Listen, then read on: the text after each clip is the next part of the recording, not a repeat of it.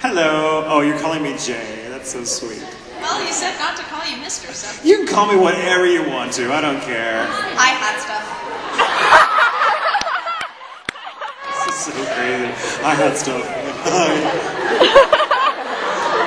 Go on. Well, I think you'll like this one. Who was your favorite doctor? So, okay, this is a complicated question, and I have to preface this by saying there is not a single doctor that I don't absolutely love. Every single one of them has added something awesome to the role and given it a dimension that it otherwise would not have had. Every single one of them is vital. I would not change a thing about any of the actors who've taken up the mantle of the Doctor. Now, Tom Baker was my first Doctor. He was the first, and he's probably, for very good reason, the most iconic. He had the role the longest. He had the great scars and the crazy hair and that just wonderful grin. And he would say things like, the people would say, "My God, you're crazy." He'd be like, "Yes, I know, isn't it wonderful?" And he was this really great bohemian thing. That just this phenomena was Tom Baker. And I loved him for years and years and years. So much so that it actually took me a very long time to accept anybody else as the Doctor. However, and while Tom Baker is probably one of my all-time favorites, my absolute favorite Doctor now, and this will probably be forever, my absolute favorite Doctor is Patrick Troughton, the second Doctor. And the reason I say that, and like no one claps because no one's seen any of his stuff, Patrick Troughton was the second Doctor, and he is, I think, the most important because he was the first actor to take up the mantle of the character that, up to that time, had only been played by one other person, William Hartnell.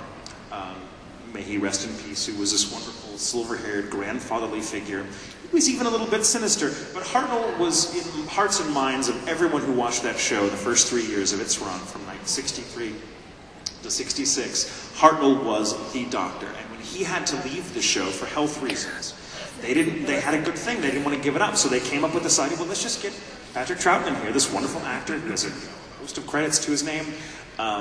Let's get him in there and see what he does with it. And they were like, well, you can't imitate Hartnell. You simply can't. So they came up with this idea of regeneration. The Doctor will regenerate and he'll have a sort of new personality. The core personality will be the same, but he'll have outwardly, he'll look different, he'll act a little differently. And Troughton ran with it and completely turned it around and made it very different. His approach to the role was very Chaplin-esque, very clownish. He wore baggy clothes and he had this kind of stupid-looking Beatles haircut. And he played a recorder, and he was shambling, and he was bohemian and this sort of scrappy outsider who was always going, "Oh yes, I don't know." He was always overwhelmed and frightened by everything. And he was really funny, but beneath all that was this wonderful, searing intelligence that always got to the bottom of things. And so people hated him at first because he was such a departure from Hartnell. But after like a season, everyone loved him. And if it hadn't been for Patrick Troughton doing what he did, we wouldn't be talking about it right now, because without Troughton, the show would not have survived. And so he is the actor that, for me, laid the groundwork for all the other actors to come in and take up the role and make it their own, as he did. And so Patrick Troughton, who died at 67, at a Doctor Who convention, I might add, how awesome is that? The man was completely dedicated to the role and would continue making convention appearances well into his 60s, and he passed away, unfortunately, in the night during one of them in, I think, 88, 89 or something years ago. But he's really, sadly, because he's from the first, that black and white era of Doctor Who, there's something of 63 episodes of his are completely gone forever. The BBC destroyed them because they were not farsighted enough to know that they would ever have a market for this stuff in a home video format. So they burned it to make room in the vaults. And all that survives is a handful of his episodes. I think about 6 or 7 of them are available on DVD. Stories, rather, 4 or 5 episodes each. And some audio that they had, that they found various people recording stuff and some of the audio tracks they've had. So Patrick Troughton is my favorite, and if those of you that don't know who he is, go and find the stuff. Yes, it's back in the old Who days, and it's kind of cheesy, and it's, the monsters are made of tinfoil and paper mache, but it's so wonderful, it's so wonderful. You have to be made of stone not to be moved by Patrick Troughton's take on the Doctor. He was absolutely my favorite. That's a very long answer, but there you go. Thank you, sexy. Yes, my lord. Yes, my lady. God, go sit down. More. We had one more? Oh my God. Because, I'm sorry, I'm just so flustered, I forgot. Please forgive me. Not gonna happen. Go on. Alright. Well, even though I've heard pieces of this, just what does being involved with anime and being a voice actor and all mean most to you? A paycheck. No, I'm kidding. No one gets into this for the money. No one. Because I can make more money I can make more money knitting, and I'm a terrible knitter.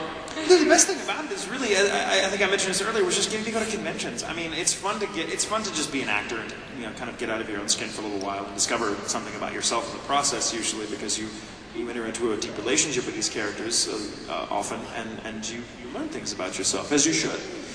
That's always fun, but the best part is getting to come to conventions and meeting people I would otherwise never ever have the chance to cross paths with, and some of my best friends I've met at conventions. So that's really the best part, is the travel, getting to come here and be with you awesome people. I know that sounds like a total blanket answer. Oh, look how awesome it is! But seriously, I love cons. I love what conventions do. I love what they mean. I love that it's this little temporary community that is this little bubble that forms around nerddom, and the world needs more nerds.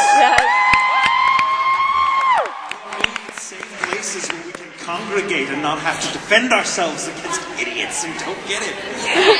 Thank you. So yes, thank you. Thank you. But before I go, I must say, J. Michael Tatum, you are simply one hell of a voice actor. Sorry, I like your beard. You like my beard? My beard is better than Todd. My friend couldn't be here, but she has a birthday coming up in a few months, and I wanted to say hi to her in Conway's voice and a happy birthday. In Kabuki's voice? Okay, yes. What's her name? What's her name? Nani. Nani? Okay. Hang on. No, her name. Sorry. Her name is Alexandra. Alexandra. Okay, Alexandra. Okay. And this is in Kamui's voice, yes? Yes, hang on a second. Okay. So much for lightning round. Pardon me. All right. Alexandra, right? Okay. I got it. I'm really sorry you couldn't be here. It really kind of sucks, but you're here in spirit, and I feel all of us here can say happy birthday to you as well. So, happy birthday, Alexandra! Everyone say happy birthday to her now! Happy birthday, Alexandra! Thank you! Thank you so much. You're very welcome. It's my pleasure. You're up. Go! Boom! It's all you. I just wanted to say you're awesome, and like a couple other people, this is my first time being here, my first time meeting voice actors. Thank you so much. You're welcome. And I was just wondering, big brother, when are you ever going to clean your office? It's perfectly clean. I can put my hand on everything. Where's my phone? Anyway, the point is, I'll clean it up when you make me some coffee. Shut up and stop messing with their comlet. I told you. He's got a complex. Thank you so much, you're awesome. Yes, my lord. Hi. I have a question for Sebastian. Yes. Can I have your babies? Sure, because I don't want them.